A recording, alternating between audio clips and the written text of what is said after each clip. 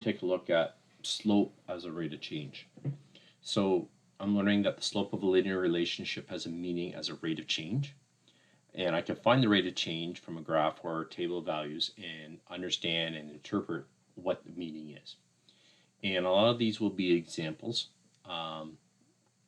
And we're going to be able to interpret what that looks like, where do I find this information, that type of thing. So we're going to go through some of these examples. I'm not going to do all the thinking behind them, but I'm going to allow you to do some of the thinking. But we'll start off and understand this. Hayden is putting money in his savings account each week. Determine the slope of the graph and interpret its meaning as a rate of change. So this is the basic idea that we're looking at is, if I've given a situation like this graph, I can interpret what this graph is meaning from the slope. And from the previous lesson, we learned that slope was rise over run. And one of the biggest things now we're going to say is the rate of change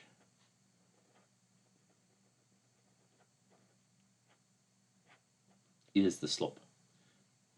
So we can say the same thing.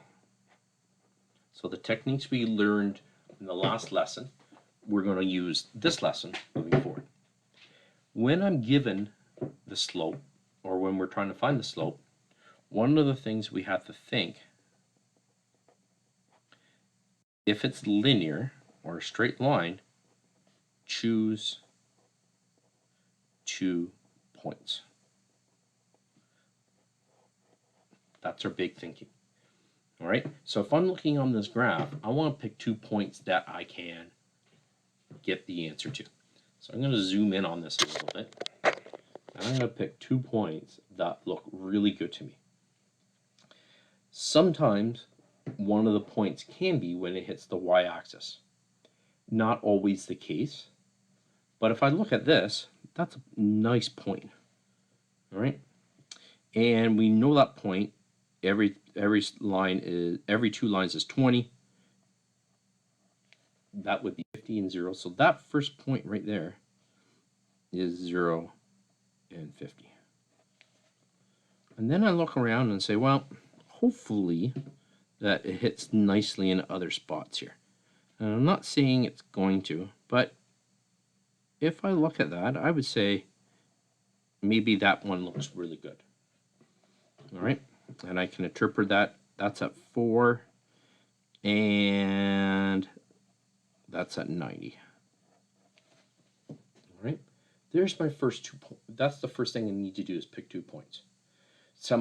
If you were doing this question without listening to this lesson, you may not have chosen those 2 points.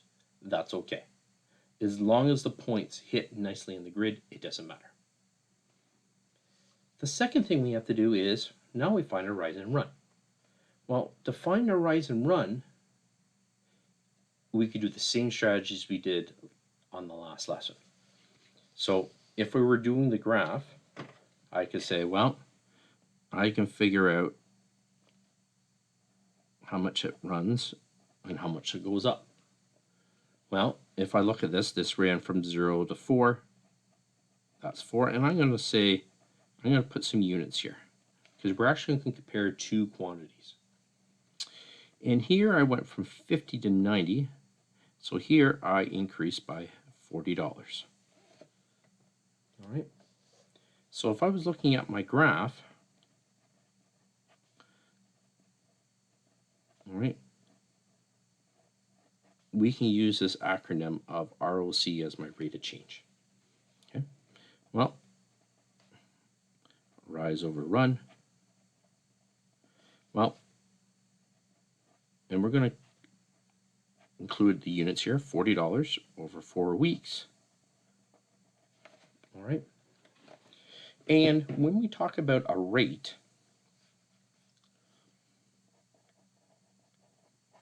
all right, it's per unit. Okay.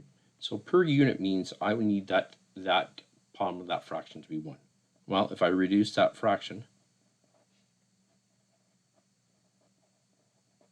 that would be 40 divided by 4 is 10, or 10 over 1. All right, there's my answer. Now, if you look at that and say, well, you know what, I don't like how I use the graph, I can say, hey, you know what, I'm going to use these points in the table. Is there anything wrong with that? No.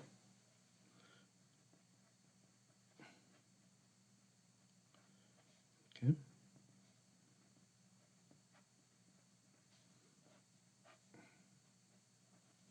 So here's one point, and here's another point. All right, from my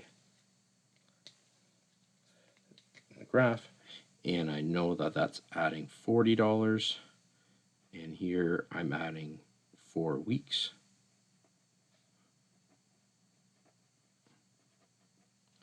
All right, well, it's the same answer.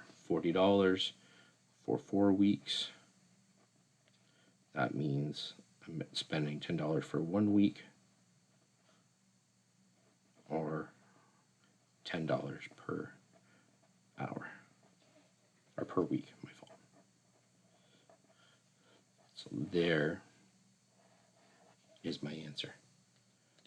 All right. So one of the things I want to do here is a nice therefore sentence. Okay. So therefore,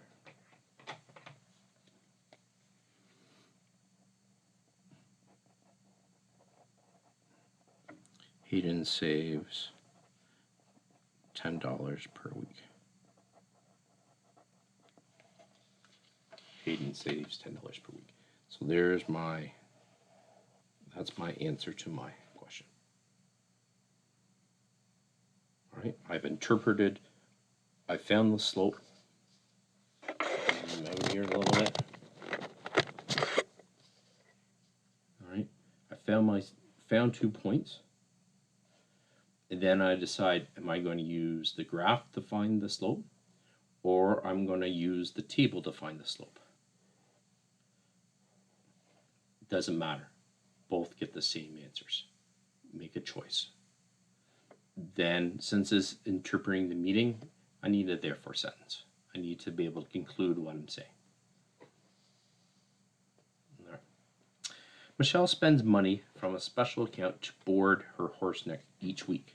Determine the slope of the graph and interpret its meaning. All right, same idea. Hopefully you'll notice that this graph is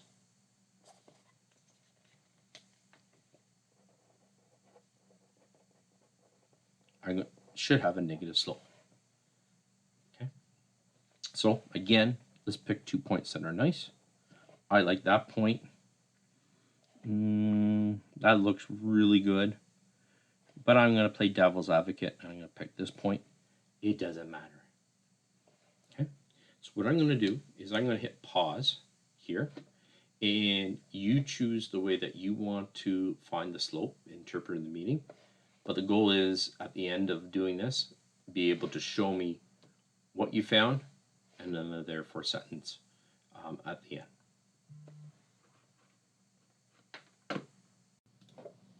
All right, so what I've done there is did both. So the idea here is I figured out how much am I going down, how much am I going across, and I figured out that I'm going down 225, and I run a 3. All right, and the x-axis is the weeks, y-axis is money, and by dividing that out, I got $75 per week. Therefore, Michelle spends $75 a week to board her horse.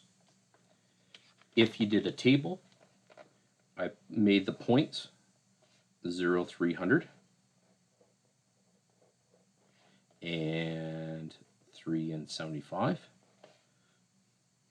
All right, found the rise of my change in my values, and I can plug that in, and I get the same answer.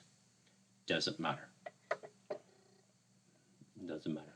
But that's the goal, right? I found my slope, and interpretive meaning is the rate of change. All right, here's another one. Pine Ridge Outfitters delivers a canoe for $40 and then charges an hourly rate to rent it. The graph represents the linear relationship between the cost and the number of hours. Determine the slope in this meeting. All right, well, very similar to what we just did. All right, we need to find 2 points. Well, there's the $40 they charge, and then an hourly rate to rent it. So I got to pick another point. Let's say at 3 and that point. I'm not sure what that point is, but I know every 2 lines is 20. So 10, 20, 30, 40, 50, 60, 70. All right, so I can find that. I can find that. So here, this is plus 3 hours. Here I'm gone up $30. So from the graph, my ROC or slope, rise over run,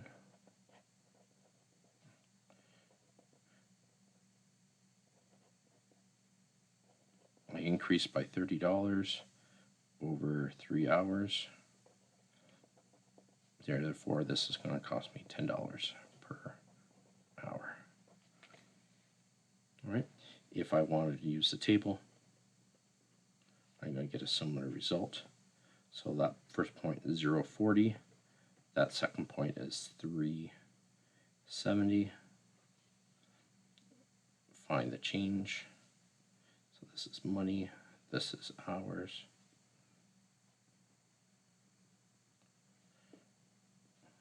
All right.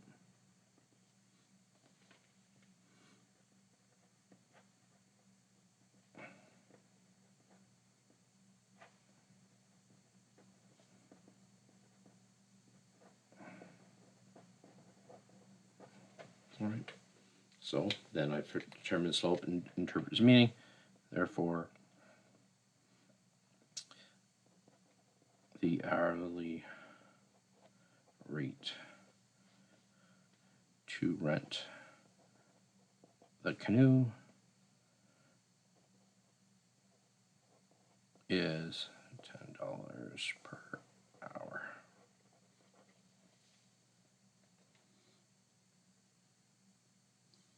There we go. All right. So, two different ways of doing it. You choose the one that works for you. All right. Another one. X, W, X, Z, Y, W, let's start again. X, W, X, Y, and Z represents 4 different drivers who left a rest stop at the same time. Which driver drove the fastest and which driver drove the slowest? Justify your answer. So if I'm looking at this, all right, we're talking about speed. All right. If you're going down the 401, right, speed limit is in kilometers per hour. Okay. So this is a rate of change.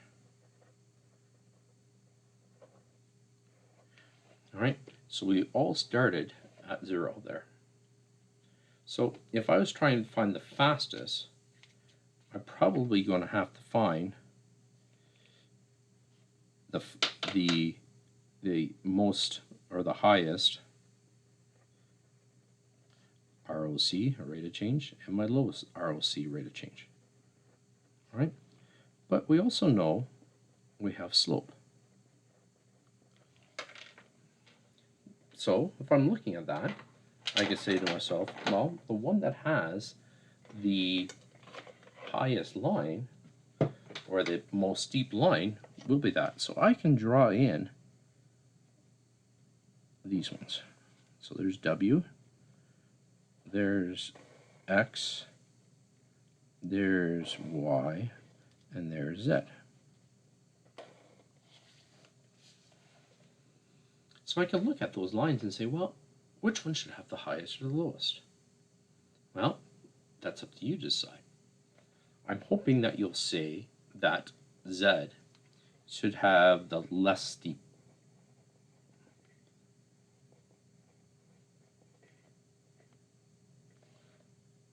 Okay, because it's not as steep, right? It doesn't take as much to go up that hill. So hopefully if I look at Z, I could do that. All right. So you notice there that that 0 there is always going to be constant. Then I just got to find this point. So this one was 8 and 400. This point was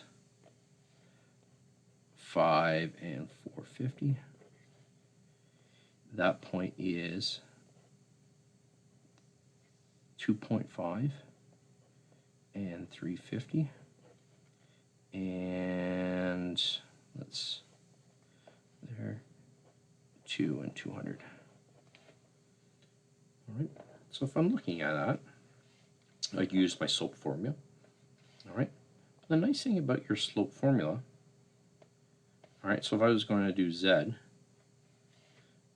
all right, one point is 0, 0, and the other point is 8 and 400, all right? Well, so this is hours, this is distance, all right? Well, if I was finding my slope for that one, that's pretty easy because it's just those values. All right, so if I take 400 divided by 8, this guy traveled at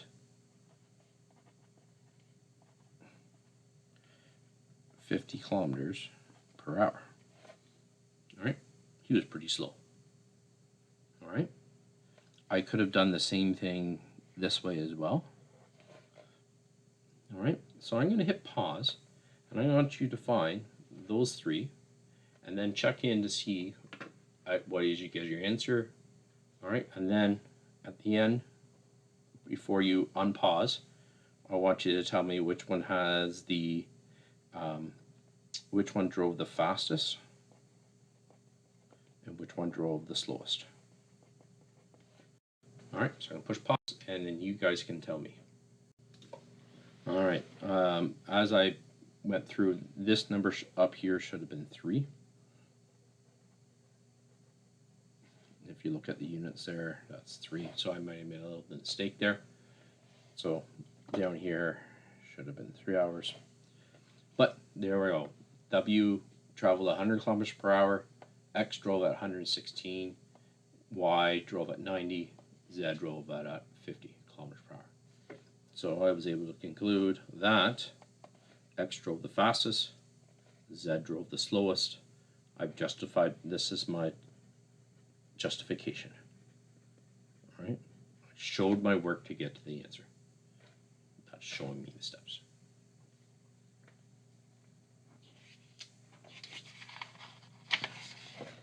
All right.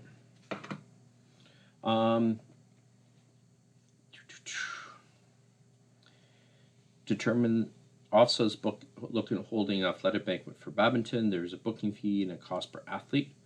Determine the cost per athlete.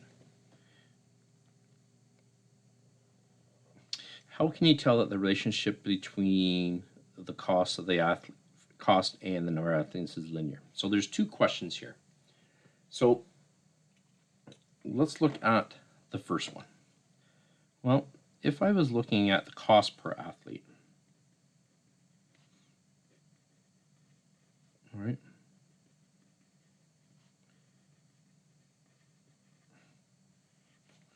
right, we're looking at the rate of change. Well, if I'm looking at this, that's increasing by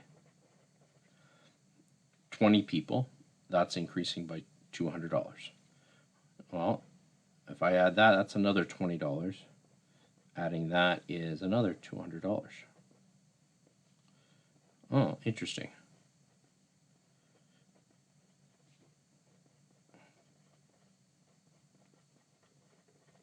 So if you were looking at this, you might ask yourself, is there a pattern? And the answer is right. There's a pattern. right? Because if I said to you, what would be 100 or 120, how much would it cost for those, you would know the answer. Because you know that you're adding the same amount each time. You know that this would be adding another $200. You know that this would be adding another $200. So this is why it's linear. It's because the rate of change is the same. All right, or it's constant, so it's not changing. So there's the answer for the second question. The rate of change is the same, but because it's increasing by the same amount each time. So now we just got to find what the rate of change is. Well, that's easy. Well, here's my rise and my run, because remember, this is your vertical axis and this is your horizontal axis. All right, so that goes up by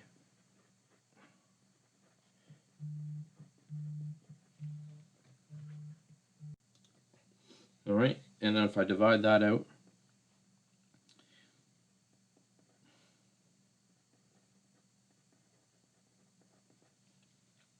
all right, therefore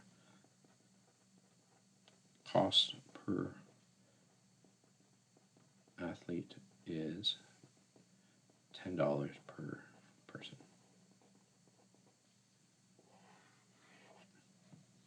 There we go. All right, and it's linear, so the rate of change is always the same.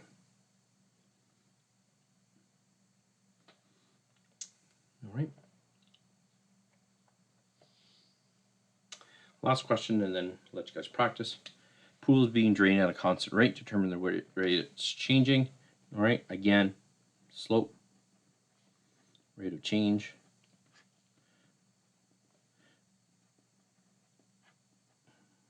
All right, so I'm going to change it from this one to this one because it's a constant rate.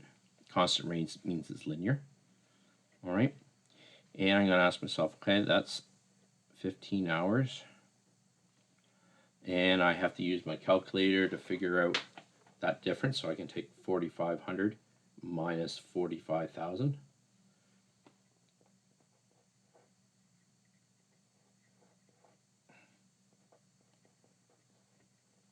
All right, and then I can put that in.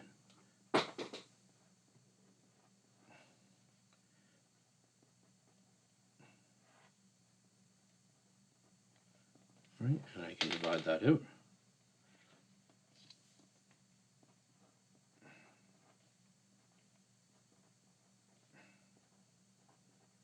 All right, that's per hour. Okay, and one of the things there is it didn't matter which constant I picked, which 2 points I picked. Here I picked this point and this point.